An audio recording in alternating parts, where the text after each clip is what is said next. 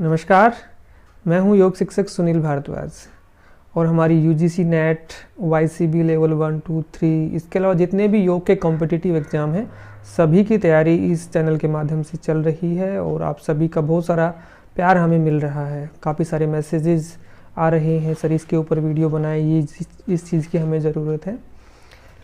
तो जितने भी योग साधक जुड़ के इस प्रकार से देख रहे हैं, आप सभी का बहुत बहुत आभार। और अभी हमारी जो सीरीज़ चली हुई वो MCQ की सीरीज़ चली हुई है, जिसमें 2 वीडियो हमारे आ चुके हैं। आज ये तीसरा वीडियो है, तो आज वहीं से शुरू करेंगे जहां पर हमने लास्ट टाइम पे छोड़ा था। तो 202 क्वेश्चन हमारे हो गए थे, आज ये 203 का क्वेश्चन है। और एक चीज़ और आपको बताना चाहूँगा कि आपको क्वेश्चन वाइज ये भी बताया जाता है साथ साथ में कि ये क्वेश्चन आपके नेट के लिए उपयोगी है और ये YCB के लिए, अदर एग्ज़ाम के लिए। तो आप जिस भी कॉम्पिटिटिव एग्ज़ाम की तैयारी कर रहे हैं तो उसके अकॉर्डिंग आप अपने अपने इंपॉर्टेंट क्वेश्चन को भी सिलेक्ट कर लेंगे, ठीक है। ये ना हो कि आप सारे ही क्वेश्चन, क्योंकि आप YCB की तैयारी कर रहे हैं तो सारे क्वेश्चन पढ़ेंगे तो आपके लिए सिलेबस ज़्यादा हो जाएगा। हाँ, नेट में आप सारे क्वेश्चन जितने भी मैं करवा रहा हूँ सारे उपयोगी है नेट के लिए, लेकिन YCB के लिए इसमें से सिलेक्टेड क्वेश्चन हैं। लगभग 80% जो क्वेश्चन है वो YCB में काम आएंगे और 100 के 100 जो है नेट में काम आने वाले हैं आपके, ठीक है। तो वो भी आपको वीडियो के दौरान बताया जाएगा, इसलिए वीडियो को आप स्किप ना करें, लास्ट तक देखें इसे। और कोई भी डाउट है तो आप लास्ट में कमेंट करेंगे। तो अभी हम चलते हैं क्वेश्चन नंबर 203 का। तो अष्टांग योग के अनुसार यम के कितने अंग हैं? तो यम के अष्टांग योग के अनुसार 5 अंग हैं। ये हमने अष्टांग योग का जो टॉपिक जब किया था तो वहाँ पर हम कवर कर चुके हैं इस चीज़ को। आगे हम देखते हैं कि निम्न में से यम के अंग कौन से हैं। तो यम के 5 अंग हैं: अहिंसा, सत्य, अस्तेय, ब्रह्मचार्य और अपरिग्रह। तो पहला ही क्वेश्चन यहाँ पर जो आपका राइट टिक होता है कि यहाँ पर भी सेम ऑप्शन है, अहिंसा, सत्य, अस्तेय, ब्रह्मचार्य और अपरिग्रह। आगे चलते हैं क्वेश्चन नंबर 205 का। तदेवार्थ मातर, आगे आपका ब्लैंक है, स्वरूप है, फिर ब्लैंक, फिर निर्भासम समाधि। तो इस प्रकार से समाधि की परिभाषा यहाँ पर पूछी गई है। तो समाधि की परिभाषा आपको पता हो, वो याद हो आपको, तो इसमें आप इसको कंप्लीट कर पाएंगे। तदेवार्थ मातर निर्भासम स्वरूप शून्यमिव समाधि, ये जो इसमें आंसर रहेगा आपका ब वाला, इसमें आंसर आपका रहने वाला है।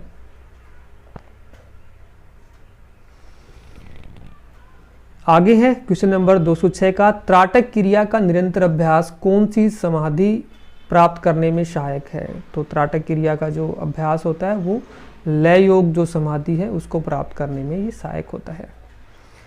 क्वेश्चन नंबर 207 का। स्थिर सुखम आसनम परिभाषा निम्न में से किसने दी है? तो मोस्ट इंपॉर्टेंट परिभाषा है, काफ़ी सारे एग्जाम में ये आती है और YCB की तैयारी करते हैं तो ये पूछा जाता है आपसे कि स्थिर सुखम आसनम, या फिर ये परिभाषा कौन से ग्रंथ से है, या महर्षि पतंजलि ने कौन सी परिभाषा दी गई, योग सूत्र में कौन सी परिभाषा है, तो वो आपका महर्षि पतंजलि ही इसमें आंसर है। ये सभी जो योग की तैयारी करते हैं सभी को पता है, बहुत ही ईजी और इम्पोर्टेंट क्वेश्चन है आपका। आगे हम देखते हैं निम्न में से किस मुद्रा में जिह्वा का प्रयोग किया जाता है? तो जिह्वा का प्रयोग खेचरी मुद्रा में आपका किया जाता है। आगे है क्वेश्चन नंबर 209 का। ये 209 और 210 ये आपके नेट के लिहाज से इंपॉर्टेंट है, YCB में नहीं आने वाले क्वेश्चन। तो सांडिल्य उपनिषद में निम्न में से कितने अंग बताए गए हैं? तो सांडिल्य उपनिषद में यम के जो हैं वो 10 आपके अंग बताए गए हैं। आगे है सांडिल्य उपनिषद में नियम के कितने अंग बताए गए हैं? तो नियम के भी 10 ही अंग बताए गए, 10 नियम हैं वहाँ पर और 10 ही आपके यम हैं। आगे नेक्स्ट क्वेश्चन देखते हैं कि पतंजलि योग सूत्र में यम के कितने अंग हैं? तो आपको पता है यम और नियम दोनों के ही 5-5 अंग हैं इसमें। आगे है क्वेश्चन नंबर 212 का। क्रिया योग के अंग निम्न में से कौन से हैं? तो क्रिया योग, तप, स्वाध्याय और ईश्वर प्रणिधान, ये 3 अंग क्रिया योग के अंतर्गत आते हैं, ये मोस्ट इंपॉर्टेंट है। और जो मध्यम श्रेणी के जो योग साधक होते हैं उनको क्रिया योग का अभ्यास करना चाहिए। अब ये क्वेश्चन भी काफ़ी बार आता है कि उस श्रेणी के योग साधकों को कौन सा अभ्यास करना चाहिए, उन्हें अभ्यास और वैराग्य से वो अपनी जो साधना है की सिद्धि है वहाँ तक पहुँचते हैं। मध्यम श्रेणी के जो साधक हैं उनके लिए क्रिया योग बता दिया, तप, स्वाध्याय और ईश्वर प्रणिधान। और जो निम्न श्रेणी के जो साधक हैं उनके लिए अष्टांग योग बताया गया। तो इस प्रकार से ये भी एक इंपॉर्टेंट क्वेश्चन आपका बनता है। आगे क्वेश्चन नंबर 213 का। योग चित्तवृत्ति निरोधा परिभाषा निम्न में से किसने दी है? तो वही है योगस्य चित्तवृत्ति निरोध है, यानी कि चित्त की वृत्तियों का जो निरोध करना होता है वो योग है। ये महर्षि पतंजलि ने दी है और ये दूसरा ही सूत्र है पतंजलि योग दर्शन का। आगे है योग शब्द संस्कृत के किस शब्द से बना है? तो योग शब्द संस्कृत के युद्ध से बना है या युद्ध धातु से बना है। आगे देखते हैं, नादानुसंधान की तृतीय अवस्था कौन सी है? तो नादानुसंधान की जो तृतीय अवस्था है वो आपकी परिचय अवस्था है। ठीक है, तो पहली अवस्था का आपको पता होना चाहिए आरंभ अवस्था होती है, द्वितीय जो होती है वो घट अवस्था होती है, और तृतीय परिचय, और चौथी जो है निष्पत्ति अवस्था होती है। ठीक है, तो चारों का आपको पता हो, सीक्वेंस से आपको पता होनी चाहिए चारों के चारों। आगे किस मुद्रा के निरंतर अभ्यास से साधक को विभिन्न सिद्धियों की प्राप्ति होती है? तो वो खेचरी मुद्रा है, इसमें कोई डाउट नहीं। खेचरी मुद्रा जब सिद्ध होती है तो बहुत सारी सिद्धियों की प्राप्ति व्यक्ति को होती है। क्वेश्चन नंबर नेक्स्ट, किस मुद्रा के निरंतर अभ्यास से साधक को अकाल मृत्यु का भय नहीं रहता है? तो अकाल मृत्यु का भय जो वज्रोली जो मुद्रा है इसके अभ्यास से नहीं रहता है। नेक्स्ट क्वेश्चन, सूर्य नमस्कार के अभ्यास में 9वीं स्थिति कौन सी होती है? तो 9वीं स्थिति होती है आपकी अश्व संचालन होती है। ये सूर्य नमस्कार की सभी स्थितियों का आपको पता होना चाहिए कौन सी है, कौन से का क्या मंत्र है। क्वेश्चन नंबर 219 का है, षडंग योग साधना में योग का चतुर्थ अंग कौन सा है? तो चतुर्थ अंग जो है वो धारणा यहाँ पर दिया गया है षडंग योग के अंतर्गत। तो आप धारणा के ऊपर जाकर क्लिक करेंगे, ये वाईसीबी के लिए नहीं, नेट के लिए इंपॉर्टेंट है। आगे घेरण संहिता में कितने प्रकार के बंधों का वर्णन किया गया? तो 4 प्रकार के बंधों का वहाँ पर वर्णन आपको मिलता है। 4 कौन से? मूल बंध, उड़ियान बंध, जालंधर बंध और महाबंध। आगे है षडंग योग साधना में योग का प्रथम अंग कौन सा है? तो प्रथम अंग जो है वो आसन है वहाँ पे। ये भी आपका नेट के लिए इंपॉर्टेंट है, वाईसीबी में नहीं आने वाला है। आगे है महर्षि घेरंड द्वारा वर्णित सप्तांग योग के अंगों का सही क्रम क्या? मोस्ट इंपॉर्टेंट क्वेश्चन है ये, दोनों ही के लिए, नेट और वाईसीबी के लिए। और वाईसीबी में तो ये थ्योरी और प्रैक्टिकल दोनों के लिए इंपॉर्टेंट है। प्रैक्टिकल में भी के दौरान आपसे पूछा जाता है कि महर्षि घेरंड ने कौन सा योग दिया है? तो सप्तांग योग दिया है, उनका सीक्वेंस क्या है? शुरू से लेकर लास्ट तक आपको सीक्वेंस पता होना चाहिए। तो उसमें पहले नंबर पे षटक्रम आता है, फिर आसन आते हैं, फिर उसके मुद्रा बंध होते हैं, फिर प्रत्याहार, फिर उसके बाद प्रत्याहार के बाद प्राणायाम आता है, फिर ध्यान और समाधि। तो ये जो से का जो क्वेश्चन है ये इसका आंसर रहेगा। ये सीक्वेंस आपको पता होना चाहिए। यहाँ पर जो ये प्रत्याहार है ये आपका प्राणायाम से पहले आता है, इसलिए इस क्वेश्चन को ज़्यादा पूछा जाता है। ध्यान रहे, प्राणायाम 5वें नंबर पे और प्रत्याहार यहाँ पर 4थे नंबर पे है। आगे है अनाहत चक्कर का संबंध कौन सी ग्रंथि से है? अनाहत चक्कर आपको पता है यहाँ पर बीच में होता है हृदय प्रदेश में, तो वहाँ पर थाइमस जो ग्रंथि होती है उसका संबंध वहाँ से होता है। नेक्स्ट क्वेश्चन, महर्षि घेरंड और चंड कपाली की वार्तालाप किस ग्रंथ में निहित है? महर्षि घेरंड और चंड कपाली, ये आपका घेरंड संहिता जो ग्रंथ है उसमें ये निहित है। ये क्वेश्चन भी इंपॉर्टेंट है आपके लिहाज से। या घेरंड संहिता में किसका संवाद मिलता है? तो वो ऐसे भी क्वेश्चन आ सकता है। तो राजा चंड कपाली का और महर्षि घेरंड का संवाद है वहाँ पे। नेक्स्ट क्वेश्चन, शिव संहिता ग्रंथ में निम्न में से किस नियम का वर्णन किया गया है? तो वहाँ पर ये तप, शौच, धैर्य तीनों का ही है। शिव संहिता आपके वाईसीबी में नहीं है, ये नेट के लिए इंपॉर्टेंट है। ये आगे जो क्वेश्चन है 226 का, ये भी आपका नेट के लिए है, वाईसीबी के लिए नहीं है। हठ तत्व कौमुदी ग्रंथ में यम के कितने भेद बताए गए हैं? तो यम के 10 भेद वहाँ पर बताए दिए गए हैं। आगे है घेरंड संहिता में वर्णित ध्यान योग समाधि का संबंध किस मुद्रा से है? तो ध्यान योग समाधि का जो संबंध है वो आपकी सांभवी मुद्रा से है। और इसमें जो घेरंड संहिता ग्रंथ है इसमें 6 समाधियों का वर्णन किया गया, उनमें से ध्यान योग समाधि भी एक है। ठीक है, तो वो समाधि यानी कि योग, ध्यान योग समाधि का संबंध घेरंड से है। नेक्स्ट क्वेश्चन हम देखते हैं, हठ तत्व कौमुदी ग्रंथ में सुंदर देव जी ने रोग विकारों को दूर करने के लिए निम्न में से योग साधना के किस अंग को अत्यंत महत्वपूर्ण माना है? तो उन्होंने सभी को माना है, यम, नियम, आसन तो ये आंसर इसका रह जाएगा उपरोक्त सभी। नेक्स्ट क्वेश्चन, षटकर्म का प्रमुख कार्य क्या है? तो षटकर्म का प्रमुख कार्य होता है कि ये त्रिदोषों को दूर करता है। त्रिदोष जो वात पित्त और कफ से होने वाले कोई भी शरीर में किसी भी प्रकार का रोग है तो उसको ये दूर करता है, षटकर्म जो होता है।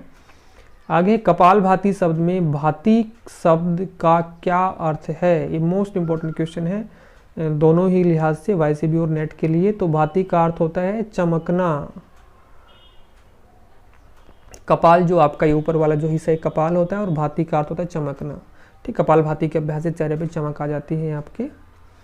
नेक्स्ट क्वेश्चन आपका रहेगा, निम्न में से कौन सा एक प्राणायाम नहीं है? अब मूर्छा भी प्राणायाम है, केवली भी है, सहित भी है। तो जो नभो इसमें दे रखा है आपका, ये प्राणायाम नहीं है, नभो एक मुद्रा है। आगे 232 का देखेंगे, निम्न कौन सा मेल सही नहीं है? तो ध्यान योग समाधि जो होती है वो सांभवी मुद्रा से होती है, ये बिल्कुल सही है। और जो नाद योग समाधि है ये खेचरी मुद्रा से, ये गलत है इसमें आंसर। आगे लय योग समाधि है योनि मुद्रा से है, ये भी इसमें ठीक है। भक्ति योग समाधि काकी मुद्रा से, ठीक है। तो यहाँ पर 2 गलत हैं और 2 सही हैं, तो यहाँ पर इस चीज़ को सही करेंगे। पहला और ए का और से जो है ये दोनों ही सही हैं, बाकी 2 इसमें गलत हैं। आगे देखेंगे, निम्न में से कौन सी एक मुद्रा नहीं है? तो मुद्रा इसमें जैसे तड़ागी, नभो, पासिनी सभी मुद्राएं हैं, और जो ये आपका सहित है ये एक प्राणायाम है, ठीक है। तो ध्यान रखेंगे सहित प्राणायाम है, बाकी ये मुद्राएं हैं। ये पता होना चाहिए सहित प्राणायाम का वर्णन कौन से ग्रंथ में मिलता है, ये घैरण्य संहिता में आपको मिलता है। क्वेश्चन नंबर 234 का, जल नेति क्रिया के दौरान नमक युक्त पानी का प्रयोग किया जाता है। क्यों किया जाता है? नमक युक्त पानी शरीर की कोशिकाओं और रक्त की शक्ति प्रदरता से मेल खाता है, तो इसमें से का आपका आंसर आ जाएगा। आगे है नमक युक्त पानी होता है, नमक युक्त पानी जो होता है वो इसमें से हाइपरटॉनिक होता है। नेक्स्ट क्वेश्चन, मानव शरीर में कौन सी 2 वायु की गति विपरीत दिशा में होती हैं? तो 2 वायु की जो गति यानी 5 प्राण होते हैं, तो विपरीत दिशा में कौन सा? एक ऊपर की तरफ जाता है और एक नीचे की तरफ जाता है, ठीक है। तो ऊपर की तरफ जो प्राण जाता है वो आपका उदान होता है और नीचे की तरफ जाने वाला अपान होता है, तो ये वाला इसमें आपका आंसर आ जाएगा, अपान और उदान जो है। Next question, reserve energy bank कौन सी वायु कहलाती है? तो वो आपकी कहलाती है व्यान, जो वायु है, जो पूरे शरीर में जो व्यान प्राण होता है वो रिजर्व एनर्जी बैंक कहलाता है आपका। नेक्स्ट क्वेश्चन है आपका, उपवास द्वारा कौन सी वायु पुष्ट होती है? जब उपवास करते हैं, आप व्रत रखते हैं, तो उसमें आपकी जो समान जो वायु है वो पुष्ट होती है। समान कहाँ होती है? पेट के अंदर होती है आपकी, तो जब पेट खाली रहेगा तो ये वायु आपकी पुष्ट होती है। आगे, सूर्य नमस्कार के अभ्यास के दौरान 11वीं स्थिति कौन सी होती है? तो 11वीं स्थिति ये आपकी हस्तोत्तान होती है। नेक्स्ट, कपालभाति का अभ्यास किस चक्र को जागृत करने में सहायक है? तो कपालभाति का जो अभ्यास होता है वो आपका आज्ञा चक्र को जागृत करने में वो सहायक होता है। अब ध्यान रहे, जो कपालभाति क्रिया आप करते हैं, तो कपालभाति में जब भी हम श्वास पर श्वास करते हैं तो उसमें ध्यान आपका नासिका के अग्र भाग पे हो, और अग्र भाग पे ध्यान रहेगा तो ही वो आपके आज्ञा चक्र को प्रभावित करेगा, अदरवाइज नहीं करेगा। अगर ध्यान आपका पेट पे रहेगा तो फिर आपका जो मणिपुर चक्कर है वहाँ पर वो प्रभाव डालने वाला है, क्योंकि कोई भी चीज़ आप करते हैं उसके साथ जो आपका मन जहाँ पर आपका रहता है, ठीक है, वो वहीं पर प्रभाव डालती है। तो इस चीज़ का ध्यान रखिए। जो एग्जैक्ट जो है वो जब भी आप कपालभाति करें, आपका ध्यान नासिका के अग्र भाग पे होना चाहिए। वो एग्जैक्ट जो कपालभाति करने की एक क्रिया होती है, एक तरीका होता है। तो उसके लिए अलग से भी एक वीडियो बना हुआ है, तो वो भी आप प्लेलिस्ट में जा करके वो देख सकते हैं कि कपालभाति कैसे करनी चाहिए, किन को करनी चाहिए, कब करनी चाहिए, तो वहाँ से वो चेक कर सकते हैं आप। नेक्स्ट क्वेश्चन है इसमें आपका, कौन सी मुद्रा पृथ्वी तत्व का समन करती है? तो पृथ्वी तत्व का समन करने वाली जो मुद्रा होती है सूर्य मुद्रा होती है। तो पृथ्वी तत्व, ये 5 जो से उंगलियां होती हैं, इनमें कौन सी पृथ्वी तत्व को रिप्रेजेंट करती है? तो वो इसको रिप्रेजेंट करती है। ठीक है, तो इस प्रकार से ये पृथ्वी मुद्रा बनती है और इसको ऐसे दबाएंगे तो सूर्य मुद्रा आपकी बन जाएगी। ठीक है, तो ये जो सूर्य जो मुद्रा है ये पृथ्वी को जो है नष्ट करती है। पृथ्वी कार्य क्या होता है, भारीपन लेकर आना होता है शरीर के अंदर, और ये जो सूर्य मुद्रा है ये हल्कापन लेगी, फैट को आपको कम करने वाली है। ठीक है, इसके ऊपर भी अलग से 2 वीडियो बने, वो आप जा करके देख सकते हैं डिटेल अगर आपको चाहिए तो। आगे है, कौन सी मुद्रा का अभ्यास कान के रोगों से बचाव करता है। तो जो मध्यमा जो उंगली होती है आपकी, ये जो है ये आपके कान को आकाश को रिप्रेजेंट करती है, और आकाश की तन्मात्रा होती है शब्द। ठीक है, तो सुनने से संबंधित जो भी है वो इस उंगली को रिप्रेजेंट करते हैं। तो इसमें है कौन सी मुद्रा का अभ्यास कान के रोगों को बचाता है, तो वो होती शून्य मुद्रा। इस प्रकार से जब आप मध्यमा उंगली को अंगूठे से दबाते हैं तो वह बनती है आपकी शून्य मुद्रा होती है। आगे है इसमें आपका ये आंसर रहेंगे, ऊपर वाले में सूर्य मुद्रा हो जाएगी और यहाँ पर आपकी शून्य मुद्रा होने वाली है। नेक्स्ट क्वेश्चन देखते हैं, अनामिका को अंगूठे की जड़ में लगाकर उसे अंगूठे से दबाने पर कौन सी मुद्रा बनती है। अब अनामिका उंगली कौन सी आपको पता होनी चाहिए, ये आपकी अनामिका उंगली होती है। इसको अंगूठे की जड़ में इस प्रकार से लगाएंगे तो कौन सी मुद्रा बनेगी, सूर्य मुद्रा बनेगी। ठीक है, ये इसका आंसर हो जाएगा। नेक्स्ट क्वेश्चन है इसमें आपका, मध्यमा और अनामिका को एक साथ मिलाकर एवं मोड़कर अंगूठे से स्पर्श करने पर कौन सी मुद्रा बनती है। इस प्रकार से ये आपकी अपान मुद्रा बनती है। ये भी मोस्ट इंपॉर्टेंट मुद्रा है आपके हार्ट पेशेंट्स के लिए। ठीक है, तो इन मुद्राओं का ज्ञान आपको होना चाहिए, यहाँ से क्वेश्चन आपके पूछे जाते हैं। आगे, दीपक की लो से त्राटक करना क्या कहलाता है, ये मध्य त्राटक के अंतर्गत आपका आ जाएगा। आगे, प्राणायाम के द्वारा मनुष्य अपनी आत्मा के प्रकाश को ग्रहण कर सकता है, यह कथन किसका है, ये स्वामी स्वात्माराम जी का है, जिन्होंने हठयोग पर दीपिका ग्रंथ लिखा है। आगे नेक्स्ट क्वेश्चन है, शंख प्रक्षालन क्रिया के अभ्यास के दौरान जो 5 आसन दिए जाते हैं उनका सही क्रम क्या है। जब शंख प्रक्षालन करते हैं तो 5 आसन हमें करने होते हैं, बार बार रिपीटेशन करना होता है। ठीक है, तो कौन सा है उनका, तो उनका जो क्रम रहेगा आपका जो ये आंसर ये बै का है, ये आपका आंसर रहने वाला है। इसमें पहले ताड़ासन हम करते हैं, उसके बाद तिर्यक ताड़ासन करना होता है, फिर कटी चक्रासन, उसके बाद तिर्यक भुजंग, और लास्ट में जो होता है उदार कृष्ण आसन होता है। तो इस प्रकार से ये आसनों का एक क्रम होता है आपका। जल नेति का अभ्यास निम्न में से किस अंग के दोषों को दूर करने में लाभदायक होता है। तो जल नेति का जो अभ्यास होता है वो नाक, कान और गला, इन सभी के लिए वो लाभकारी होता है। ये जल नेति है, जल नेति भी आपको पता होनी चाहिए कैसे करते हैं, उसके लिए भी अलग से कुछ वीडियो हैं यहाँ पर, तो जाके आप देख सकते हैं। नेक्स्ट क्वेश्चन है हमारा, हठ तत्व कौमुदी ग्रंथ में निम्न में से किसका उल्लेख मिलता है। तो यहाँ पर जो अष्ट जो क्रम है इसका वर्णन वहाँ पर मिलता है। आगे क्वेश्चन है, दंत धोती कितने प्रकार की होती है। तो दंत धोती जो होती है वो आपकी 5 प्रकार की होती है। मोस्ट इंपॉर्टेंट क्वेश्चन है, नेट के पेपर में ये क्वेश्चन आया हुआ था और बार बार इस प्रकार का आता है, उसको पूछते भी हैं, क्योंकि यहाँ पर वो 4 प्रकार वो बताते हैं लेकिन होती वास्तव में वो 5 है। ठीक है, तो उसमें दंत मूल आपका जीवा मूल होता है, और कर्ण रंध्र होते हैं, कपाल रंध्र होते हैं। तो कर्ण रंध्र को 2 मान लिया जाता है, 2 कान होते हैं ना, इसलिए तो इसको यहाँ पर जो आंसर रहेगा वो 5 होता है। आगे है, क्रोध को नियंत्रित करने में कौन सा आसन लाभदायक है। तो उसके लिए आपका आंसर आ जाएगा कूर्मा आसन। आगे है, वृक्षासन के अभ्यास के दौरान साधक को अपना ध्यान किस चक्कर पर केंद्रित करना चाहिए। तो आंसर रहेगा आपका अनाहत चक्कर के ऊपर केंद्रित करना चाहिए। निम्न में से कौन सी मुद्रा उच्च रक्तचाप के रोगियों के लिए लाभदायक होती है। तो उच्च रक्तचाप के लिए वो मुद्राएं लाभकारी जो शरीर को ठंडा करती हैं, शरीर में ठंडक देती हैं। तो काकी मुद्रा होती है, जो होठों को गोल बना करके वायु का पान करते हैं। ठीक है, तो ये काकी मुद्रा आप उच्च रक्तचाप के रोगियों की लाभदायक होती है। आगे, मूलबंध का अभ्यास निम्न में से किस चक्कर को प्रभावित करता है। तो आपको पता है मूलबंध कहाँ लगता है और उसका अभ्यास किस चक्कर को प्रभावित करेगा। एक तो मूलाधार चक्कर हो जाएगा और नीचे जो स्वादिष्ठान जो चक्कर है, दोनों ही चक्करों को प्रभावित करने वाला होता है। आगे, शीतली प्राणायाम के अभ्यास से निम्न में से किस प्रकार के दोष नष्ट हो जाते हैं। तो शीतली जो प्राणायाम होता है वो ठंडा होता है और इसके प्रभाव से आपका पित्त और कफ, जब शीतली प्राणायाम करते हैं तो पित्त और कफ ये दोनों ही दोषों का समन होता है। ये मोस्ट इंपॉर्टेंट है, ठीक है। इस चीज़ को आप बिल्कुल रट लेना, बार बार एग्जाम के अंदर पूछा जाता है। आगे ए जपा जप का संबंध किस प्राणायाम से है? तो ये आंसर आ जाएगा आपका केवली प्राणायाम से है। ए जपा जप, जिसमें शो हम की आवाज़ होती है, जब श्वास लेते हैं तो सो और छोड़ते हैं तब हम।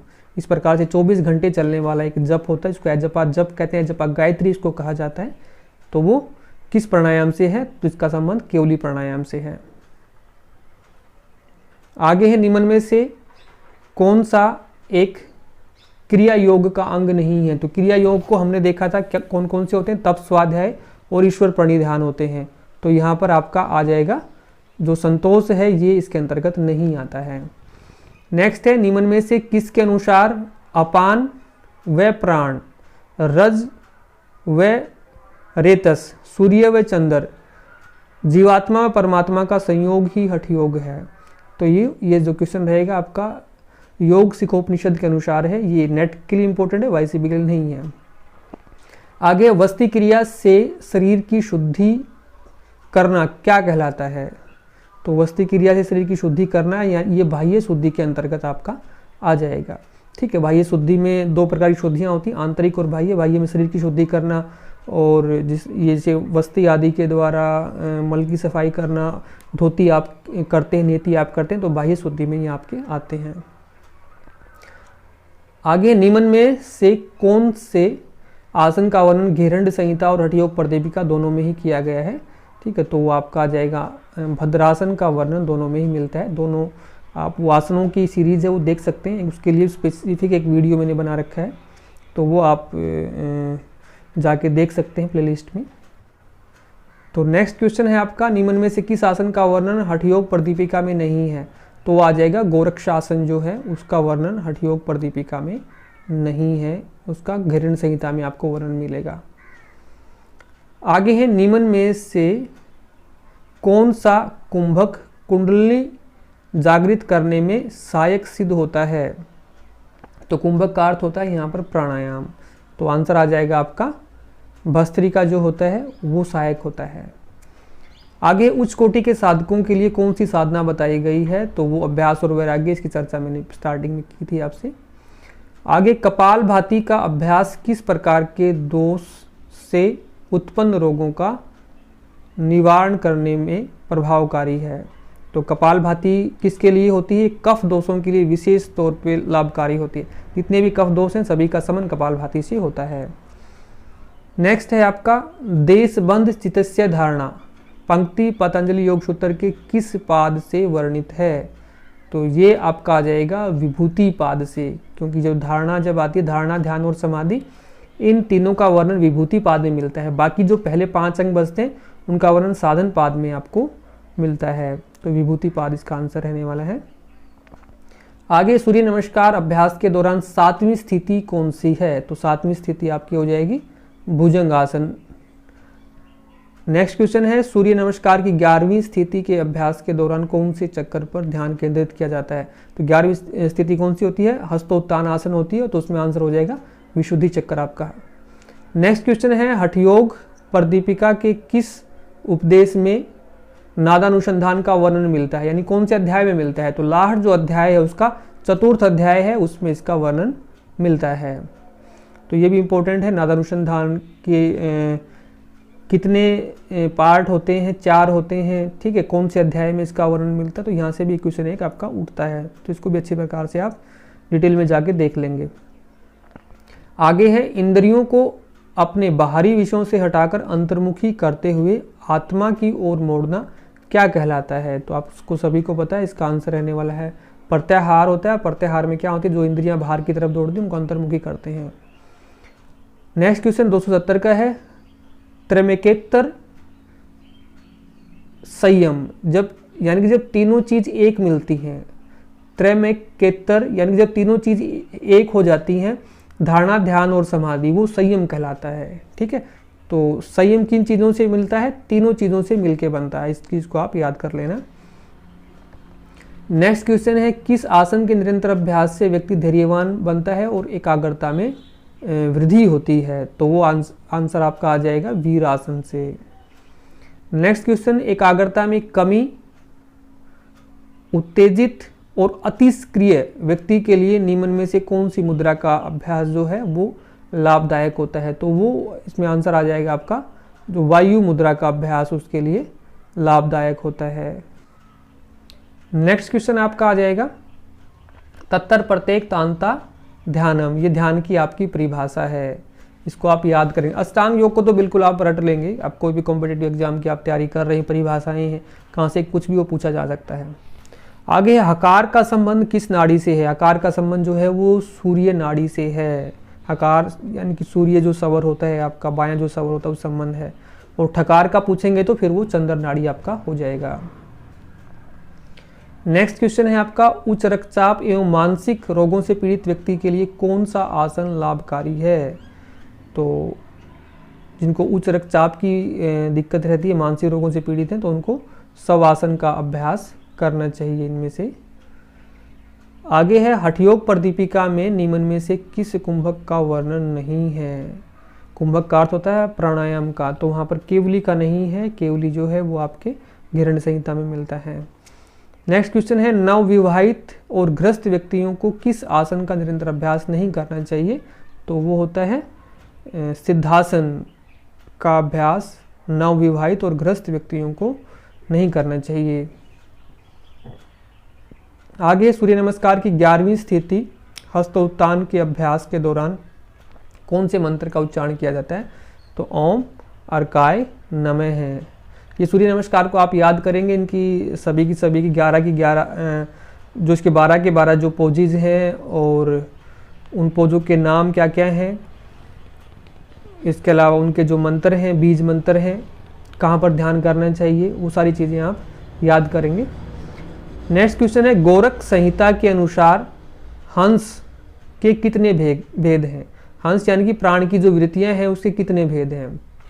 तो ये आपका YCB में नहीं आएगा, नेट के लिए है, तो 8 इसका आंसर हो जाएगा। कपालभाति क्रिया के कितने प्रकार हैं? कपालभाति क्रिया के 3 प्रकार हैं, वातकरम, व्युत्करम और शीतकरम। नेक्स्ट है, निम्न में से कौन सा कथन असत्य है? तो कौन सा कथन असत्य है आप देखेंगे, त्राटक के अभ्यास से दिव्य दृष्टि की प्राप्ति होती है, बिल्कुल होती है। त्राटक के अभ्यास से तनाव दूर होता है, ये भी है। त्राटक माइग्रेन सिरदर्द दूर करता है, ये इसमें असत्य है। त्राटक समरण शक्ति को बढ़ाता है, ये बाकी 3 सही है, सैका जो है वो गलत है। अब बाकी जो 3 हैं आप इनके ऊपर ध्यान केंद्रित करेंगे कि त्राटक से ये चीज़ें होती हैं। इसके अलावा और भी बहुत सारे बेनिफिट है त्राटक के, तो वो भी आप एक अलग से एक वीडियो बना हुआ है, तो वो आप वहाँ से आकर के देख सकते हैं। किस आसन के अभ्यास के दौरान तीनों बंध स्वतः ही लग जाते हैं? तो वो आपका सिद्धासन होता है, सिद्धासन के अभ्यास से तीनों बंध स्वतः ही लग जाते हैं। मनुष्य में सेरोटोनिन का स्तर बढ़ जाता है जब खालिस्तान का अभ्यास किया जाता है, जब मेडिटेशन का जब अभ्यास करते हैं, ध्यान जब करते हैं, तो सेरोटोनिन का जो स्तर है वो बढ़ जाता है। आगे है, साइक्लिक मेडिटेशन में निम्न में से कौन सी विधि अपनाई जाती है? तो उसमें तीनों ही विधियां ये जो दे रखी हैं यहाँ पर ये अपनाई जाती हैं। सूर्य नमस्कार में कुल कितनी अवस्थाएं होती हैं? सूर्य नमस्कार में कुल 12 अवस्थाएं होती हैं और 7 इसमें आसन होते हैं। 2 आसन रिपीट नहीं होते, 5 रिपीट होते हैं। अधम प्राणायाम में पूरक करते समय प्रणव की कितनी मात्राओं का जप किया जाता है? प्रणव यानी कि ओम, ठीक है, तो उसमें आपका आंसर रहने वाला है इसमें 12।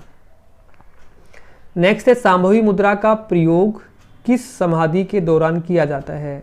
तो सांभवी मुद्रा का प्रयोग ये ध्यान योग समाधि के दौरान किया जाता है। क्वेश्चन दोबारा से आया है।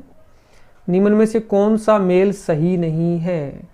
तो ये भी एक इम्पोर्टेंट क्वेश्चन है, ये आपका घृण संहिता में समाधि का जो लास्ट अध्याय है उससे क्वेश्चन है। राजयोग जो समाधि है वो कुंभक यानी कि प्राणायाम से व्यक्ति को प्राप्त होती है। लय योग जो समाधि है वो योनि मुद्रा से प्राप्त होती है और नाद योग जो समाधि है वो भ्रामरी से प्राप्त होती है। भक्ति योग जो समाधि है वो खेचरी, ये वाला जो क्वेश्चन है ये गलत है, खेचरी नहीं आएगा और यहाँ पर जो आंसर रहेगा वो भी आपका भ्रामरी ही रहेगा। जो भक्ति योग है वो भी आपका भ्रामरी से ही प्राप्त वो होती है।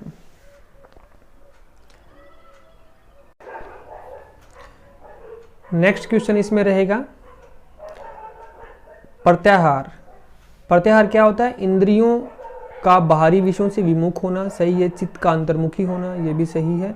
इंद्रियों का पूर्ण रूप से नियंत्रण, ये सही है। तो इसका आंसर आपका आ जाएगा उपरोक्त सभी। नेक्स्ट क्वेश्चन है किस मुद्रा के अभ्यास के दौरान तीनों बंधों का प्रयोग किया जाता है? तो वो आंसर रहेगा महाबंध। महाबंध में तीनों ही बंध लगाए जाते हैं। नेक्स्ट क्वेश्चन रहेगा किस मुद्रा के निरंतर अभ्यास से बालों का सफ़ेद होना व झड़ना रुक जाता है? तो आंसर में रह जाएगा आपका मांडू की जो मुद्रा है उसके अभ्यास से ऐसा होता है। नेक्स्ट क्वेश्चन इसमें रहेगा निम्न में से किस प्रकार के प्राणायाम से महाव्याधियां, पाप व रोग दूर होते हैं? तो आ जाएगा मध्यम जो प्राणायाम होता है उसके अभ्यास से ऐसा होता है। नेक्स्ट क्वेश्चन उच्च रक्तचाप व हृदय रोगियों को कौन सा प्राणायाम का अभ्यास नहीं करना चाहिए? तो उन्हें मूर्छा प्राणायाम का अभ्यास नहीं करना चाहिए। ठीक है, तो उच्च रक्तचाप एवं हृदय रोगियों को कौन से प्राणायाम का अभ्यास नहीं करना चाहिए? मूर्छा का नहीं करना चाहिए। नेक्स्ट है सगर्भ सहित प्राणायाम के दौरान कौन सा बंध लगाना चाहिए? तो उसके लिए आंसर रहेगा महाबंध, उसमें आपको लगाना चाहिए। नेक्स्ट आपका निम्न में से कौन सा कथन सत्य है? तो उज्जाई प्राणायाम के दौरान जालंधर बंध लगाना चाहिए।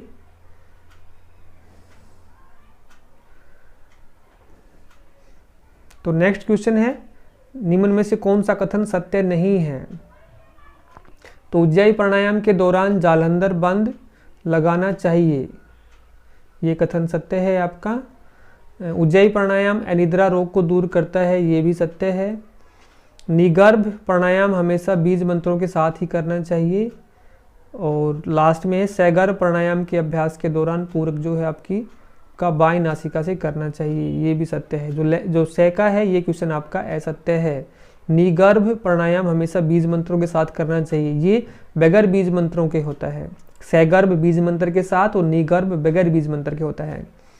नेक्स्ट क्वेश्चन है हठ रत्नावली में कितने प्रकार की शुद्धि क्रियाओं का वर्णन मिलता है? तो यहाँ पर ये 8 शुद्धि क्रियाओं का वर्णन मिलता है। नेट के लिए इंपॉर्टेंट है, वाईसीबी में नहीं आता है। नेक्स्ट क्वेश्चन है संकट आसन का निरंतर अभ्यास करना चाहिए क्योंकि इससे क्या बेनिफिट होता है? ये है कि यह मन की एकाग्रता को बढ़ाता है, इससे शरीर बलिष्ठ बनता है, यह कुंडलिनी जागरण में सहायक होता है। तो उपरोक्त सभी इसका आंसर हो जाएगा। नेक्स्ट है मध्यम प्राणायाम में पूरक करते समय प्रणव की कितनी मात्राओं का प्रयोग किया जाता है? तो आंसर आ जाएगा इसमें 24 का इसमें प्रयोग होता है। तो अभी हमने 299 क्वेश्चन कर लिए हैं। इन क्वेश्चन से रिलेटेड अगर आपका कोई भी डाउट है तो अपने डाउट को कमेंट बॉक्स में डाल सकते हैं, अपने क्वेश्चन को पूछ सकते हैं।